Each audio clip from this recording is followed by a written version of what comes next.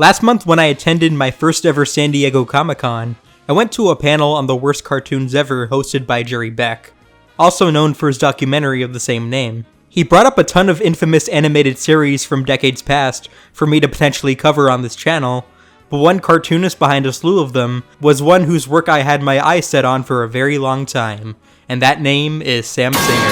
For those that don't know, Singer is often looked back on as the Ed Wood of animation, with him often being lampooned for his show's poor animation quality and laughable voice acting. The first of these shows I watched of his is The Adventures of Paddy the Pelican, and while yes, it's a terribly made audiovisual mess, it's really hard to judge it as a full package, when it clearly isn't even finished, to be honest. A sentiment that my friend William even shared when I streamed it in our Discord server.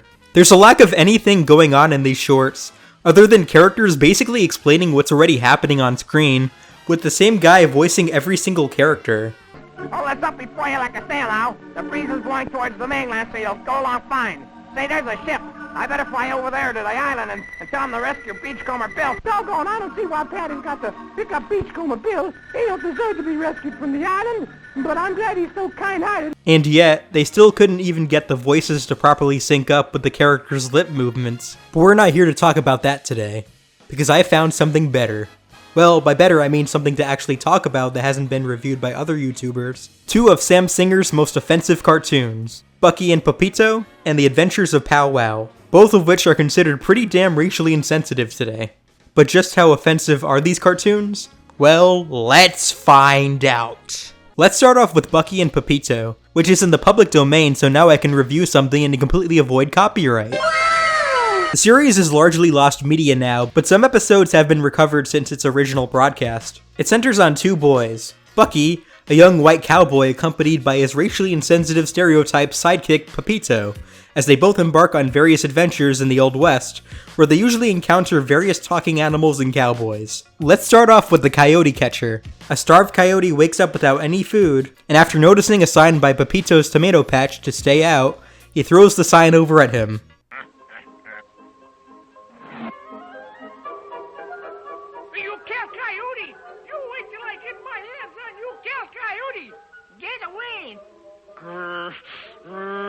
Okay, now that actually makes for a funny reaction clip. The coyote starts eating the tomatoes, and without explanation, Pepito escapes and threatens the coyote. And from the looks of it, they couldn't even finish illustrating the thought bubble.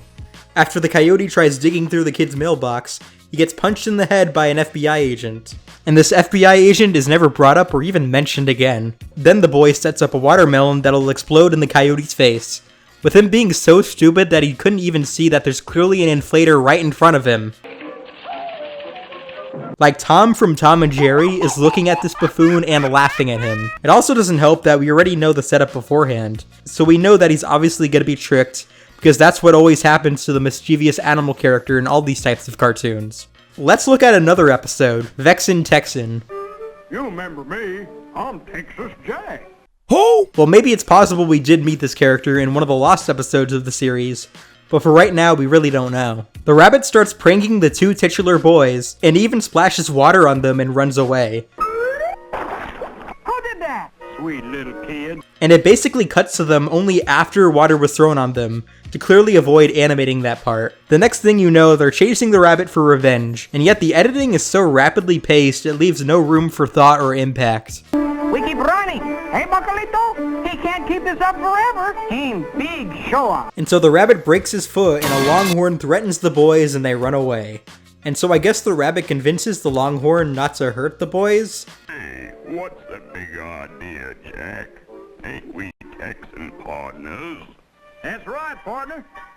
But you see, those are my boys, and I gotta take care of them. But wouldn't it have been funny if the boys ended up getting pranked by both of them to end the whole story in a funny way? You know? Oh wait, they can't afford to animate that, so of course they end the whole episode with nothing. So yeah, it has a lot of the same problems that Paddy the Pelican has. Bad storytelling, bad pacing, bad voice acting, and worst of all, it's racist! But how exactly? Well, it was admittedly kinda hard to tell at first, but I think just his full appearance is a big giveaway. He's barefooted everywhere he goes, has a sombrero that covers half of his face, and he's characterized as being short and lazy. Now, some of these details wouldn't really raise an eyebrow if his companion wasn't presented as much more gentlemanly by comparison. The last fully available copy of an episode I can find of this show is The Lost Pine Tree, which has the boys raiding a tree for its nuts. It was this episode that made me realize how difficult it is to understand Pepito under his white voice actor's, thick Spanish accent. I'll whack him down, Pepito. You put him in the sack, okay? Sí, Paquilita. The YouTube subtitles translated it to "You see Bito," which even as someone not fluent in Spanish, that doesn't sound right. Is he saying "Okay, babacito"? Which, by the way, translates to "attractive man." And most of the episode is watching Pepito being humiliated by circumstances that aren't his fault. Which, depending on if you were a Mexican kid watching this at the time, you probably felt like you were being bullied by the writers here. They even characterized the kid in pretty naive ways, like him not knowing what a certain animal is. Like, come on, Mr. Singer, have you ever met a Spanish person in your life? The turtle that he pisses off somehow thrusts him into the air. I also like the part at the end where Bucky is following Pepito and he's basically moving towards him like he's about to crash into him, but he just has a straight face the whole time. And the turtle gets a lot of nuts. So yeah, Bucky and Pepito, it's obviously not very good. Would I recommend it as a so bad is good experience overall though? Honestly, not even. It's just a really flat out tedious experience.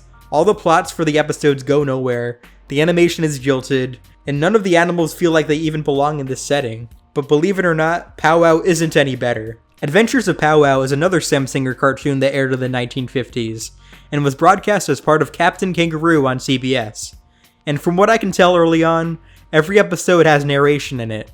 Even though you could be as dumb as an ass and understand what's going on perfectly fine. By the way, the main character's name, Pow Wow, translates to social get-together for native people, and the usage is considered offensive by those people today. Here's an episode of it called Playin' Possum, which has Pow Wow and his dog simply trying to catch a possum. And while the animation is more competent than Bucky and Pepito, the execution and plot is probably even more monotonous. The narrator even fills in lines for characters, because I guess they didn't even have the budget to hire voice actors. Hey, Dodie, possums are good eating. He even just screams out random catchphrases, like he's some kind of sports commentator. Geronimo! And the short just cherry-picks when it's necessary for a scene to use Foley, when a scene obviously needs it. The part when the dog falls off the cliff gets a big whoosh sound, but the possum dusting off his hands? Nothing at all. Also, it was very much a missed opportunity for the narrator to say on behalf of the possum when the dog survives, he's right behind me, isn't he? And the possum throws the dog all the way near the water, and an alligator tries to eat it, and for some reason the possum saves him this time with his tail? I guess the possum thought, well, even though I threw you off a cliff for you to die a fast and painful death, and then I was just about to let you die by throwing you into the lake that you could have easily drowned in, I guess I'm gonna save you now, even though I made it clear you're my enemy, but I guess not anymore because I saved you just now. And it ends with Pow Wow exclaiming, well, that just happened. Well, looks like that's the only episode I have left to cover. Goodbye everyone, and thanks for watching. Wait, you mean there's another episode left? Alright, fine, we'll do one last one, because I don't think I have any more brain cells left to lose. The magic spigot shows the sun basically scorching the entire town where Pow Wow lives to death, and his boss or father or something forces his rainmaker to bring more rain down. Instead, when he slacks on the job, he chases him down a cliff and he just dies. Just like that. No tension or hilarious reaction, it just happens. He gives the spigot to Pow Wow after it doesn't do anything, but until it does, it pours water all over the dying trees and everything. And Pow Wow is honored a hero for his acts even though he basically did nothing, and that's the end.